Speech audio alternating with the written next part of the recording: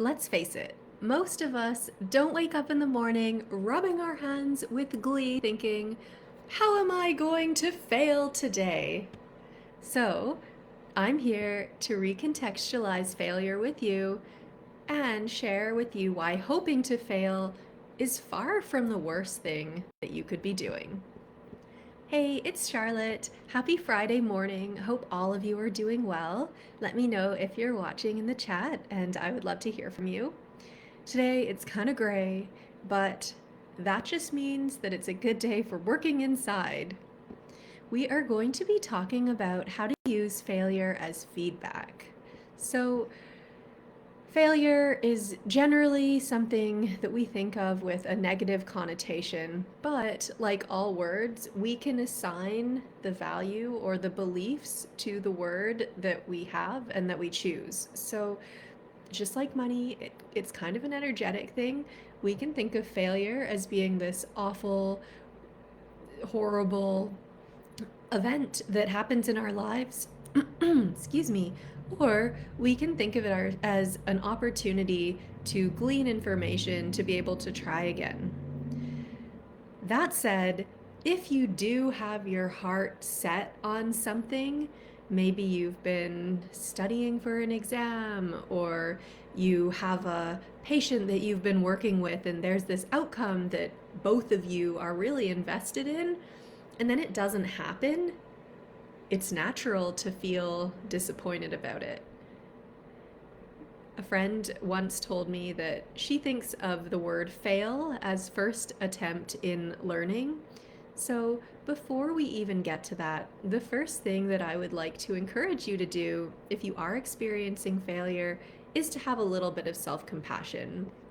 You don't have to throw yourself a party about how great it was to fail, but it's okay if you need to take some time, maybe reflect on how you're doing, and just be kind to yourself.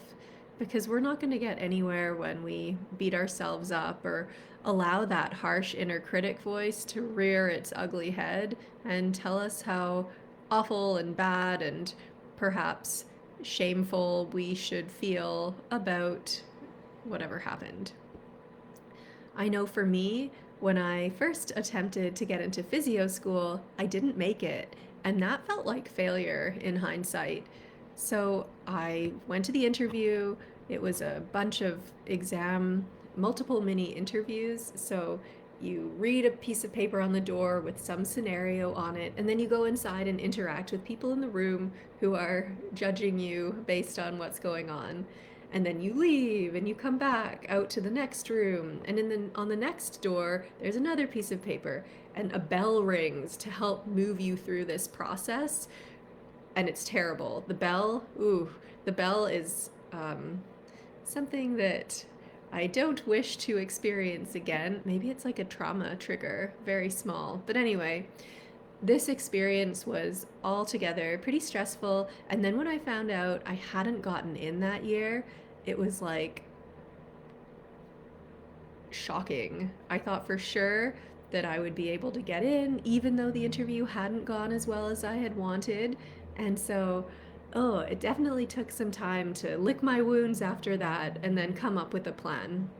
But in that time, I was really fortunate to be surrounded by extremely supportive family and friends, and it was helpful to have that because obviously when other people know you've been trying to do something and achieve something and you don't, it's nice not to feel like you're completely alone. At least for me, connection is big for me. So in that respect, it's completely normal to take some time to regroup and just go through and process what you're feeling, which I wasn't so good at back then, but if I had had these tools, it could have been much easier. What you can do is to help yourself regulate those feelings in the moment, either using some kind of neuro drill, or maybe you like going for runs or doing yoga. Whatever it is that works for you. I have now found burst breathing to be really helpful, and even just doing some straw breathing in through the nose, long, slow exhale. Those techniques can be really good at turning around hard or uncomfortable emotions. The second thing that you can do after this failure is to find a reframe. And by this, I mean looking back at the situation and reflecting upon what actually happened compared to what you hoped would happen.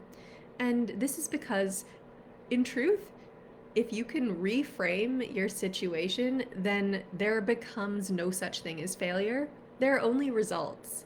So we get feedback or results about what we've done. And oftentimes, if we're kind of honest with ourselves, when we look back on how events unfolded, we can see that what we focused on is actually what happened. And when I think about the physio interview, I just think about how worried I was about that the multiple mini interview format and the public speaking, thinking about how nervous I get when I public speak, how I've never been in that situation before, and that didn't set me up to do very well once I got there. It was all I could think about, how poorly I would be speaking, what the examiners would think about what I was saying, and then worrying about the results. What if I didn't get in? So I would encourage you to, within any aspect of your life, ask yourself what you're focused on, because often if we can shift our focus maybe to the desired outcome, for me it would have been like how great it would feel to get into physio school and take that feeling with me into the interviews. That could have made a big difference. However, I would like to say that this is also a huge opportunity to be at cause. And by that, I mean taking responsibility and ownership for the situation that you're in or that you have ended up in because of the actions that you've taken. And that gives you a sense of empowerment because we can choose to be at cause, whereas if we are at effect, that means that we more take this woe is me victim stance. Look what happened to me. I have no control of the world or of external circumstances. And that is a really disempowering position to be in. So when you can, and I know it's probably not going to happen right afterwards, it's really helpful if you can regroup and then look at your experience and try to see how you were responsible for that experience. So for me, I'm going to say that I wasn't great at public speaking. I knew I wasn't comfortable, but I didn't do anything to actually make myself better. In terms of something like losing weight, that might be, well, I want to lose 5-10 pounds, and you focus on all of the things that you can't eat anymore, the exercise that you don't enjoy doing, but might help you in this adventure. I would encourage you to look back on what you are doing, where your focus is, and use that as an opportunity to learn. If you never try something, though, you're never going to be able to see what could happen. So, in that respect, if there's something that you'd like to go for, but you're afraid of failure, or that's the reason why you're holding back, just think of it as an experiment or a learning opportunity, and that is also a really valuable reframe. This quote that I found is kind of fun. The difference between the expert and the beginner is that the expert has failed more times than the beginner has tried to succeed. So if you want to become an expert in anything, or even move beyond the beginner stage, then you have to get used to the idea that failure or learning is going to be involved. Because honestly, the way to move forward is to try again and again so many times until the desired outcome looks more the way you want it to look. I will say that when I reflect back on this physio school experience, this will bring me to the third part of how to reframe failure and learn from failure, which is to see how you can stop making the same mistake again, based on what you've evaluated from the first attempt, or the second attempt, or the third attempt. So, in that year of not being in physio school, I continued doing a co op term at SFU where I was doing my undergrad degree. So, I got more experience to see if I would actually like working in a clinical setting as a kinesiologist. And I started attending Toastmasters meetings. This was something that I never imagined I would be doing. Has anyone here been in Toastmasters before or heard of the group? I think most people have probably heard of it, but it's a public speaking group, and when you join, you get these workbooks, and the members of the group essentially divide up different roles so that it's a self-led meeting every time, but you rotate positions. So you might be giving a speech, you might be the Toastmaster, you might be in charge of leading table topics, which are these short, off the cuff speeches. And it was an interesting experience. I met a lot of quirky characters there, but I would definitely say that it helped me to feel more confident in my public speaking, particularly the table topics. It's like improv, but in front of a group of people who you know are supporting you. So it was really nice in that respect. There was a lot of good feedback that they gave in terms of how to use vocal variety, vocal tone, how to use gestures, how to move around a room while giving a speech. So I learned a lot in that, I'd say 10 months. And then when I went back to do the interview again, I got in the next time. And I felt much more comfortable being there. So even being in that position where you look back on an experience as a failure, you can glean the learnings from it to help you make a better choice the next time around or prevent yourself from doing that same thing again. I will say that in this experience, I also learned, and I'm not going to say this in any kind of disparaging way, but the class that I ended up in starting in the year 2013 was full of the most amazing people, and I think I got along much better with them than I would have the class above us because we had some joint activities, and my class was amazing. I'm sure their class was amazing too. I was just really grateful to meet the individuals who I was in the program with for over 2 years. So that was another part of the learning. Maybe this is what was meant to happen, and look how it turned out. So overall, I was going to mention, just to let you know, a big part of neuro-linguistic programming, which is the framework that I use to help structure coaching sessions, is to be able to learn from your past experiences as a way to heal and move on from them. And this helps allow for course corrections in the future. It also enables you to take a second to pause and reflect. And I think, at least for myself, I don't do that often enough. So it's a good way to think, what could I have done differently? And how could I have gotten, closer to the results that I desire? I'll just wrap up this shorter training with a story that I heard when I was at this online mastermind summit a few years ago. I don't know, has anyone heard of Sarah Blakely before? She's the founder of Spanx, that shapewear brand. Let me know if you've heard of her. She has a pretty cool story, and she has done very well for herself. So she told the audience in this mastermind that every day when she was a child, her father would ask she and her brother at dinner time, "How did you fail today?" Or "How did you fail this week?" And he encouraged them to fail and not be afraid of failure.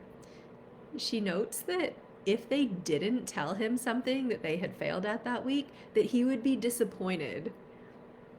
She talked about how when she failed to make the cheerleading team, her dad, even though she was feeling awful about it, gave her a high five. And when she lost her campaign for senior class president, he told her how amazing it was. So most of us go out of our way to avoid things that would make us feel embarrassed or unsuccessful. But Sarah Blakely had been trained at a young age to run straight towards these things. And that's the kind of perseverance that allowed her to launch an incredibly successful company, even though she was in a male dominated world and she didn't have that much experience. So I hope that that illustrates the point that failure is not all bad. We have to contextualize our failure, and it's possible to make those reframes to learn about how we could have done better so that we know how to make our failures or our lack of success stories a more positive experience. And then being able to explore about this and then pivot will allow you to then progress and learn. So I want to hear from you if you can resonate at all with that story and if there are any opportunities or things that have happened in your life where, initially it felt like a huge failure, but in the end, when you reflect back on it, you can see how you've learned or it was a positive experience for you after all. Just to summarize, now you know how to start viewing failure in a slightly different way so that it might not sting quite as much in hindsight. So, first, we are going to have some self compassion, not beat ourselves up when things don't go the way that we hoped, because honestly, that's life. And then, secondly, find a way to reframe or give context to that failure. And then you're going to take what you've learned from the experience and use those learnings to go forward and try again and try again and make some tweaks and try again until you get to where you want to go. Of course, this is easier than it sounds. I believe in you though. If you are having trouble with anything in your life, feeling stuck, feeling like things just aren't going the way that you want, feel free to reach out. I would be happy to support you. And if you feel like taking that career quiz, maybe you're feeling like there isn't enough stimulation at work or there's a creative outlet missing, then I'll drop the link here and I would love to hear what you think. So, with that, I hope you have a wonderful rest of your Friday and I look forward to seeing you next week. Happy failing.